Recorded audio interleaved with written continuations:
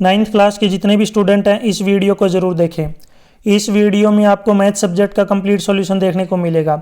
यदि आपको और भी सब्जेक्ट की वीडियो देखनी है तो मेरे YouTube channel MS education TV के ऊपर जाके देख सकते हैं। यदि आपको PDF डाउनलोड करनी है तो इसी वीडियो के डिस्क्रिप्शन में आपको वेबसाइट का लिंक मिल जाएगा, वहाँ से आप इसको डाउनलोड कर सकते हैं।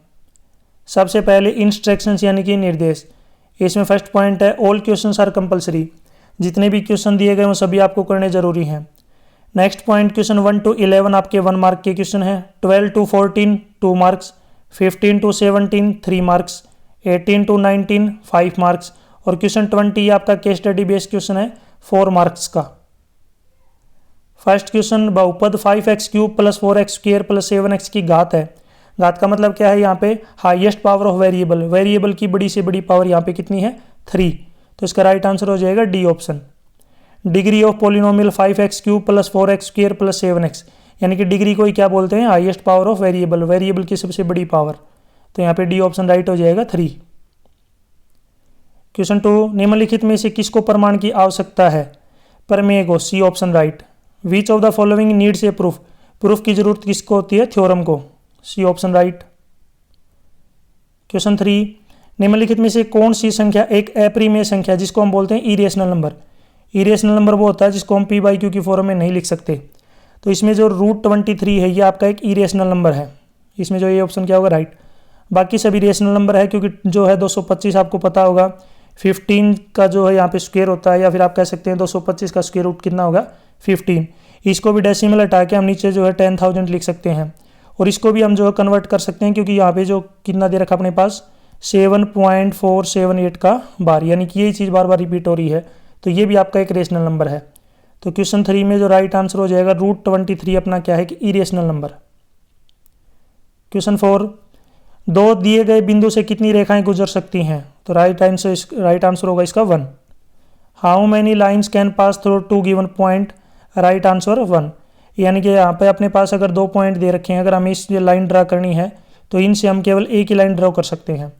आपको मुझे कमेंट सेक्शन में बताना है, यदि अपने पास एक पॉइंट दिया हो तो इससे हम कितनी लाइनें ड्रॉ कर सकते हैं, ज़रूर कमेंट सेक्शन में बताएं। A1 पॉइंट से हम कितनी लाइनें ड्रॉ कर सकते हैं। क्वेश्चन 5 x³ + x किस प्रकार का बहुपद है, तो इसमें वेरिएबल की पावर हाईएस्ट कितनी है 3, तो ये क्या है कि त्रिघातीय है, सी ऑप्शन राइट त्रिघाती। Which type of polynomial x³ + x, ये किस टाइप का पॉलिनोमियल है, क्यूबिक। क्वेश्चन 6 √2, यहाँ पे दे रखा √2x - 1, इसमें x² का गुणांक क्या होगा, तो यहाँ पे देखिए इसमें जो अपना पास पॉलिनोमियल है इसमें x जो स्क्वायर है ये है ही नहीं, ये टर्म तो नहीं है, तो इसका मतलब जो ये होगी इसका कोफिशिएंट कितना हो जाएगा 0। The coefficient of x² in √2x - 1 is 0, B option right. Question 7 दिए गए डेटा में उच्चतम और निम्नतम मानों के बीच के अंतर को क्या कहते हैं, प्रीसर। What is the difference between the highest and lowest value in the given data is range, यानी कि सबसे बड़ी से बड़ी जो डाटा है उसमें से अगर छोटी से छोटी डाटा को घटाएंगे तो अपने पास हमें क्या मिलेगा, वो रेंज। क्वेश्चन 8 पाई एक प्रीमेय संख्या है, यानी कि पाई एक रेशनल नंबर है। पाई आपको याद रखना है, पाई जो है ये आपका क्या है कि इरेशनल नंबर है, रेशनल नहीं है।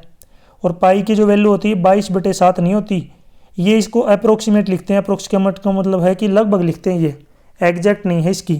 तो इसका मतलब ये इसने बोला है कि ये एक रेशनल नंबर है, तो रेशनल नंबर नहीं है, तो इसका मतलब क्या आ जाएगा फॉल्स, क्योंकि ये क्या है आपका एक इरेशनल नंबर है। क्वेश्चन 9 यहाँ पे कोऑर्डिनेट दे रखे हैं ओरिजिन के, तो ओरिजिन के कोऑर्डिनेट क्या होंगे 0 और 0। मूल के निर्देशांक कोऑर्डिनेट क्या होता है, जहाँ पे x और y एक्सिस एक दूसरे को काटती है, तो जिस पॉइंट पे ऊपर काटती है उसी को बोलते हैं ओरिजिन। इसके कोऑर्डिनेट होते हैं 0 और 0। आपको मुझे कमेंट सेक्शन में बताना है -3 और -4 कौन से क्वाड्रेंट में आएंगे, यानी कि -3 और -4 कौन से क्वाड्रेंट में होते हैं, जरूर इसका आंसर दें, मुझे कमेंट सेक्शन में बताएं। क्वेश्चन 10 यदि किसी त्रिभुज की 3 भुजाएं बराबर हैं तो उसे कौन सा त्रिभुज कहते हैं, तो उसको बोलते हैं समबाहु त्रिभुज। इफ 2 साइड्स, सॉरी 2 नहीं, यहाँ पे कितना आ जाएगा 3, ये गलती से 2 लिख दिया। If 3 sides of a triangle are equal, यदि ट्रायंगल की तीनों साइड बराबर है तो उसको हम क्या बोलेंगे, इक्विलेटरल ट्रायंगल। यानी कि यहाँ पे अपने पास एक ट्रायंगल है और अगर इसकी तीनों साइड को बराबर लिख दें 5 5 5, ये अपना क्या हो जाएगा, इक्विलेटरल ट्रायंगल। अगर 2 साइड बराबर हैं तो उसको बोलते हैं आइसोस्केल्स, और अगर तीनों साइड डिफरेंट हैं तो उसको बोलते हैं स्केल एंड ट्रायंगल। क्वेश्चन 11 अभिकथन और कारण आधारित प्रश्न दिया गया है। इसमें यहाँ पे आपको इसको पढ़ना है। अभिकथन है कि दो परिमेय संख्याएं हैं 2 + √3, 4 + √3, इनका योग एक अपरिमेय संख्या होगी। तो पहली स्टेटमेंट बिल्कुल ट्रू है। नीचे इसका कारण दिया हुआ है कि दो अपरिमेय संख्याओं का योग सदैव एक अपरिमेय संख्या होगा। तो ये भी क्या है, सही है। और ये ऊपर वाले की करेक्ट एक्सप्लेनेशन भी है। तो इसका राइट आंसर हो जाएगा कि अभिकथन और कारण दोनों सही है और कारण अभिकथन की सही व्याख्या है, यानी कि सही स्पष्टीकरण है। नीचे इंग्लिश में दिया गया है assertion, sum of two irrational number is an irrational number, true. Reason, the sum of two irrational number is always an irrational number, बिल्कुल ट्रू। और ये इसकी करेक्ट एक्सप्लेनेशन भी है। Both assertion and reason are true and reason is correct explanation of assertion. Question 12, factorise करना x² - 5x + 6 को। तो देखिए यहाँ पे दे रखा है कि x² - 5x + में 6, 5 के ऐसे फैक्टर बनाने हैं जिनको ऐड या सब्ट्रैक्ट करें तो -5 आ जाए, और उनकी मल्टीप्लाई करें। मल्टीप्लाई होती है यहाँ पे फर्स्ट और लास्ट टर्म के प्रोडक्ट के बराबर। तो इसके फैक्टर बनेंगे 3 और 2, और ये माइनस का 5 है तो 3 भी माइनस का और 2 भी माइनस का, और इनके साथ जो वेरिएबल लगेगा ये लगेगा x। तो इसको हम लिख सकते हैं x² - 3x - 2x + 6। इसमें से पहले वाले में से x कॉमन आ गया तो अंदर x × x - 3, और यहाँ से -2 कॉमन लेंगे तो x - 3। अब दोनों में से x - 3 x - 3 कॉमन आ गया, अंदर बचेगा यहाँ पे x और -2। तो इसके फैक्टर बनेंगे x - 3 मल्टीप्लाई में x - 2। क्वेश्चन 13, 1 और 2 के बीच में 5 परिमेय संख्या बतानी है। यहाँ पे आपको याद रखना है कि कोई भी दो नंबर होते हैं उनके बीच में अनंत परिमेय संख्या होती हैं। तो यहाँ पे 1 और 2 के बीच में आपको जो है 5 बतानी है। तो इसको हम 6 से मल्टीप्लाई कर देंगे, 6 से डिवाइड। 6 से क्यों करते हैं, तो आप इसको 7 से भी कर सकते हैं, 8 से भी कर सकते हैं, कोई दिक्कत नहीं है। इसके सॉल्यूशन इनफाइनाइट है, ज़रूरी नहीं है कि इस क्वेश्चन का आंसर सभी का सेम आए। बट इसको 6 इसलिए करते हैं, अगर 5 पूछे तो 6 से मल्टीप्लाई करेंगे, 7 पूछे तो 8 से करेंगे। तो यह आएगा 6/6 और यह आ जाएगा 12/6। इनके बीच में नंबर होते हैं 7/6, 8/6, 9/6, 10/6, नीचे 6 लिखना ज़रूरी है, और 11/6। ये जो है यहाँ पे 5 नंबर आएंगे। Find rational number between 1 and 2, English में इसको जो है रेशनल नंबर बोलते हैं। तो इसकी भी प्रोसेस सेम रहेगी। कई बार ऐसा भी हो जाता है कि डिनोमिनेटर डिफरेंट आ जाए, जैसे कि 2/3 आ जाए और यहाँ पे आ जाए 3/4। अगर हमें इनका निकालना है तो हम डायरेक्ट, अगर 5 नंबर निकालने हैं तो डायरेक्ट 6 से मल्टीप्लाई और डिवाइड मत करना। इसके लिए पहले हमें जो है नीचे डिनोमिनेटर जो है सेम करना पड़ेगा, एलसीएम लेना होगा। एलसीएम लेने के बाद जो है सोल्व करेंगे। कई बार ऐसा होता है कि एलसीएम लेने के बाद हमें इनको मल्टीप्लाई करने की जरूरत ही नहीं पड़ती, उनके बीच में डायरेक्ट नंबर भी आ जाते हैं कई बार। Question 14, factorise 8x³ + y³ + 27z³ - 18xyz। यहाँ पे आपको आइडेंटिटी यूज करनी पड़ेगी, a³ + b³ + c³ - 3abc is equal to a + b + c into a² + b² + c² -ab -bc और -ca। तो यहाँ पे हम 8x³ को लिख सकते हैं 2x³ + y³ + 27z³ की जगह यहाँ पे लिखना पड़ेगा 3z³। ये पे z के मल्टीप्लाई में 3 आएगा, इंटू 18xyz को लिखेंगे 3 इंटू a यानी कि 2x into b into y, और z की जगह लिखेंगे यहाँ पे 3z। ये बाई मिस्टेक रह गया, यहाँ पे मल्टीप्लाई में 3 लिखना आपको। तो यहाँ पे इसको लिखेंगे 2x + y + 3z is equal to a² यानी कि 2x² + b² y² + c² यानी कि 3z² -ab -bc और -ca। जब इसको सोल्व करेंगे तो लास्ट में आ जाएगा 2x + y + z into 4x² + y² + 9z² -2xy -y 3yz और माइनस में 6zx। क्वेश्चन 15, हर का प्रमेयकरण कीजिए। रेशनलाइज द डिनोमिनेटर ऑफ, यहाँ पे डिनोमिनेटर का रेशनलाइज करना है 1/√5 + में √2। जब डिनोमिनेटर का रेशनलाइज का मतलब होता है कि नीचे से उसके रूट को कैंसिल करना, तो उसके लिए नीचे वाली जो टर्म है उसका साइन चेंज करके मल्टीप्लाई और डिवाइड कर देंगे। तो नीचे प्लस का साइन है तो यहाँ पे आगे जो दोनों मल्टीप्लाई डिवाइड किया है इनके साइन चेंज करेंगे। इसको जब 1 से मल्टीप्लाई करेंगे तो ये तो अपना सेम आ जाएगा। जब इनकी मल्टीप्लाई करेंगे तो नीचे फॉर्मूला बनेगा a² - b², यानी कि a + b into a - b। तो यहाँ पे √5 का स्क्वायर 5 होता है और 2 का स्क्वायर 2, यानी कि नीचे आएगा 3 और ऊपर आ जाएगा √15 - √2। यहाँ पे कंप्लीट सॉल्यूशन दे रखा है, आइडेंटिटी भी यूज़ कर रखी है। यहाँ पे आप देख सकते हैं लास्ट में आ जाएगा √5 - √2 डिवाइड में 3। क्वेश्चन 16, निम्नलिखित अवलोकनों को आरोही क्रम में व्यवस्थित किया गया है, यानी कि ये पहले से ही आरोही क्रम में है। यदि डेटा का माध्यिका 63 यानी कि माध्यिका इसकी दे रखी है, तो x का मान बताइए। The following observation have been arranged in ascending order. If the median of the data is 63 find the value of x। Median के लिए क्या करते हैं कि जितनी टोटल टर्म है उसमें बीच वाली टर्म जो है अपनी मीडियन होती है। तो अगर आप इसमें ध्यान से देखेंगे तो टोटल जो टर्म अपनी 1 2 3 4 5 6 7 8 9 और 10 है, तो बीच में 2 टर्म लेनी पड़ेंगी हमें। तो यहाँ पे बीच में 2 टर्म है x और x प्लस 2, तो यहाँ पे x और दूसरी टर्म है x प्लस 2। ये कंप्लीट x प्लस 2 को एक ही टर्म मानेंगे और इनको 2 से डिवाइड करेंगे और इक्वल टू कितना आ जाएगा, यहाँ पे दे रखा है 63। अब देखिए x और x को ऐड करेंगे, 2x प्लस में 2 63 और ये 2 यहाँ पे डिवाइड में है, आगे जाके किस में हो जाएगा, मल्टीप्लाई में 63 के साथ। तो यह आ जाएगा 63 की जब 2 से मल्टीप्लाई करेंगे 126। ये 2 इधर प्लस का आगे जाके माइनस का हो जाएगा, 124 बचेगा। 2 इधर मल्टीप्लाई में 124 को 2 से डिवाइड करेंगे, कितना आ जाएगा 62। यहाँ पे जो x की वैल्यू आ गई 62 और दूसरी अगर आपसे पूछें तो ये 64 आ जाएगा। क्वेश्चन 17, यदि x minus 1 4x cube plus 3x square minus 4x plus k का एक गुणनखंड है तो k का मान बताइए। Find the value of k if x minus 1 is factor of, यहाँ पे पोलिनोमियल का फैक्टर है। अगर ये इसका फैक्टर है तो इसका मतलब यहाँ से x की वैल्यू निकालेंगे 1 आएगा, यहाँ पे 1 की जो ये x की वैल्यू इसके अंदर रख देंगे। तो यहाँ पे देखिए जहाँ पे भी x है वहाँ पे रख दीजिए 4x क्यूब यानी कि 4 into 1 cube plus 3x square यानी कि 1 का square minus 4 into 1 plus x plus k is equal to 0। अब सोल्व करेंगे, 1 का क्यूब 1, 1 की 4 से मल्टीप्लाई 4, 1 का स्क्वेयर 1, 1 की 3 से मल्टीप्लाई 3, 4 की 1 से मल्टीप्लाई -4 और प्लस में k। सोल्व करेंगे तो 4 से तो 4 कैंसिल हो गया, एक प्लस का एक माइनस का, तो यहाँ पे अपने पास आएगा 3 plus k is equal to 0। तो k की वैल्यू यहाँ से कितनी आ जाएगी, आगे जाएगा 3 प्लस का लेफ्ट में है तो आगे जाके माइनस का हो जाएगा। क्वेश्चन 18, यहाँ पे 0.47 का बार, ये बार दे रखा है, इसको PYQ की फॉर्म में लिखना है। तो इसको हम इस प्रकार भी लिख सकते हैं 777 क्योंकि रिपीट हो रहा बार बार। तो इसको हमने मान लिया x। अब जो चीज़ रिपीट नहीं होती उसको लेफ्ट में लेके आना है, तो एक ही डिजिट है तो इसको 10 से मल्टीप्लाई करेंगे तो ये हो जाएगा 10x इज इक्वल टू 4.777।